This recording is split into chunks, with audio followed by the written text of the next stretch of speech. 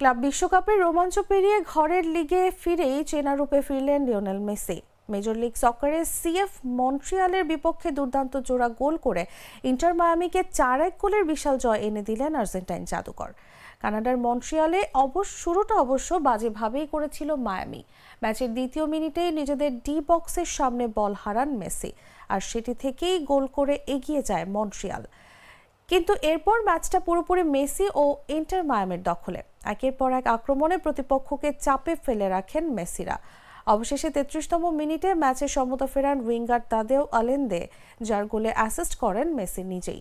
5 minute পরই আসে সেই মাহেন্দ্রক্ষণ। লুইস সুয়ারেজের হেড পাসে বল পান মেসি। একাই ড্রিবল করে 2 ডিফেন্ডারকে কাটিয়ে বাঁ পায়ের নিখুঁত কার্লিং শটে বল পাঠান সাইড নেটিংয়ে।